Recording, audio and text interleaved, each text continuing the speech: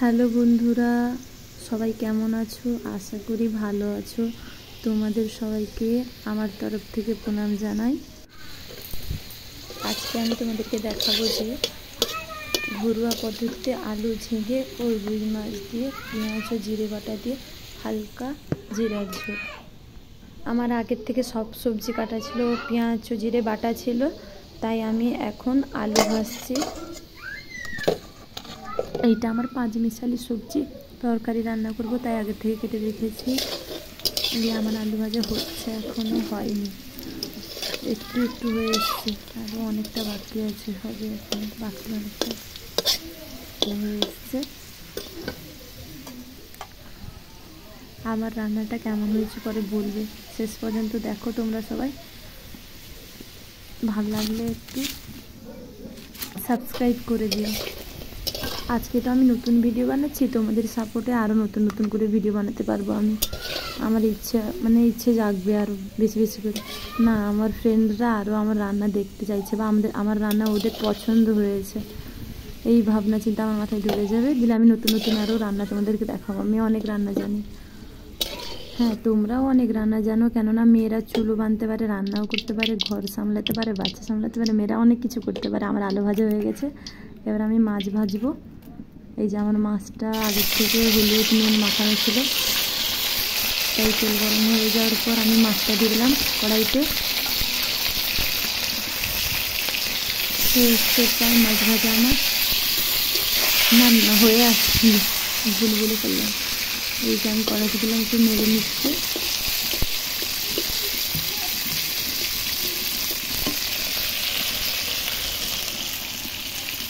আমি 4 পিস মাছ কড়াইতে দিয়েছি, একটা মাথা আছে, ওই মাথা আমি পাঁচমিশালি সবজিতে দিব, আর একটা আমার বাটিতে আছে, দুটো, মানে একটা মাথা 2 ভাগ করে দেওয়া হয়েছে।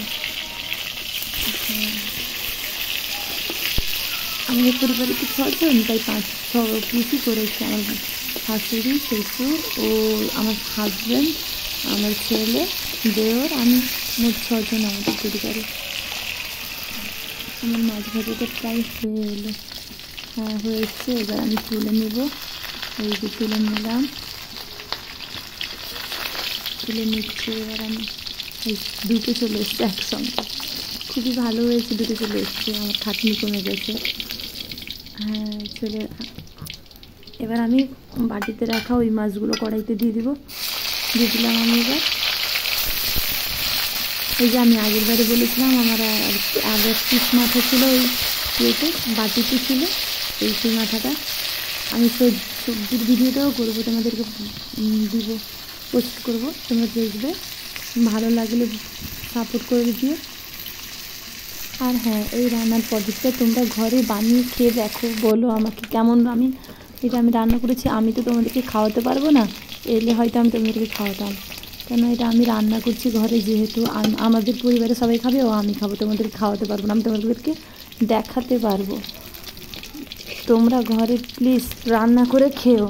হ্যাঁ, আমি বলবো না যে আমি খুব ভালো রান্না করি, কেননা তোমরাও জানি তোমরাও খুব ভালো রান্না করো।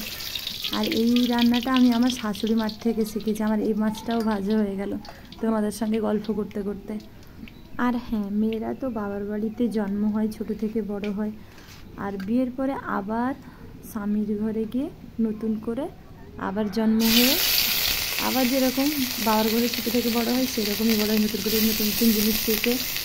আমি তেলে পেঁয়াজ ও আদা বাটা দিয়ে দিলাম, নাড়াচ্ছি। এখন নাড়াতে ভালো করে কষে নিব। এই কষানো হয়ে এলো প্রায়, না কষানো হয়ে গেছে, ভাবনি যে পেঁয়াজটাকে হালকা হালকা করে ভেজে নিব। ভেজে নেওয়ার পর আমি তো হলুদ গুঁড়ো ব্যবহার করি, ও ঝালের লঙ্কার গুঁড়ো ব্যবহার করি, আমি বেটে ইউজ করি না, আগে করতাম, এখন না। এই যে আমার গুঁড়ো আগের থেকে আছে, ওইগুলো একটা বাটিতে নেব। লঙ্কার গুঁড়ো ওই যে ওইখানে আছে, আর একটু হলুদ গুঁড়ো নিলাম, আর লঙ্কার গুঁড়োগুলো নিচ্ছি, নিয়ে আর একটু ওর সঙ্গে একটু জল মিশাবো।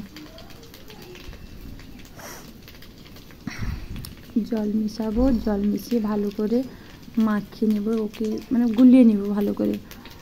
কেননা আমার লঙ্কা গুঁড়োগুলো মানে গুটি গুটি হয়ে গেছে না, বেঁধে গেছে, কেমন বৃষ্টির জন্য বেঁধে গেছে, হাওয়া লেগে গেছে তাই।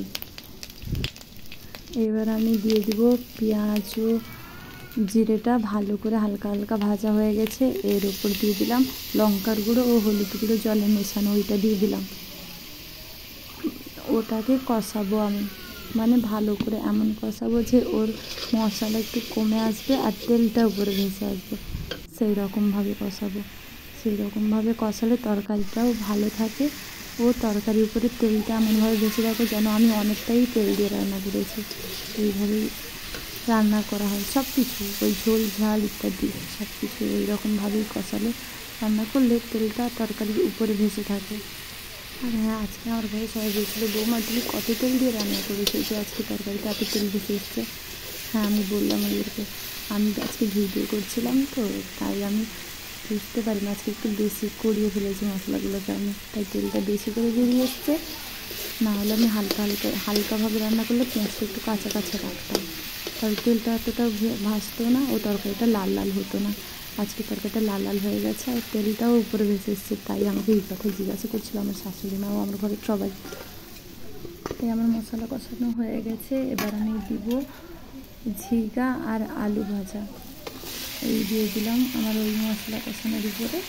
তারপরে আমি ওই খুন্তি দিয়ে একটু ভালো করে নেড়ে তারপর থালা ঢাকা দিয়ে দিলে ওই যে আমার ঝিঙাগুলো আমি কাঁচা দিয়েছি তো ওইগুলো একটু ভালো করে সেদ্ধ হয়ে যাবে বা নরম হয়ে একটু ভালো সুন্দর হবে। এইরকম যদি আমি জল ঢেলে দিই না তাহলে এই ঝিঙাগুলো যেরকম আছে তাহলে জুসের উপরেও সেই রকমভাবে ভেসে থাকবে, খেতেও ভালো লাগবে না। তরকারি ভালো করে কষালে ভাল লাগে, দেখতেও ভাল লাগে, খেতেও ভাল লাগে, গন্ধও ভালো আসে। আর হ্যাঁ, এরকমভাবে কিন্তু তোমরা সবাই কিন্তু রান্না করো প্লিজ, আর রান্না করে কেউ বলবে যে হ্যাঁ বোনটা বলেছিল যে এরকমভাবে রান্না করতে, তাই রান্না করে খেতে পারলাম। হ্যাঁ, এটা কিন্তু আমার শাশুড়ির থেকে শেখা, বুঝেছো?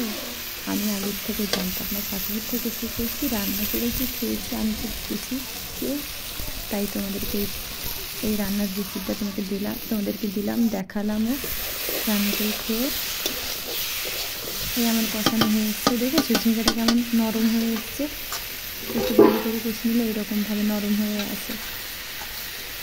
হ্যাঁ, কষানো হয়ে গেছে, আমি মাছ দিয়ে দিলাম, এবার মাছ দেওয়া হয়ে গেছে সব কটা মাছ, এরপরে জল দেবো, আমি জল দিচ্ছি। তারপরে জল দেওয়ার পরে একটু ভালো করে নাড়িয়ে নেব, নাড়ানো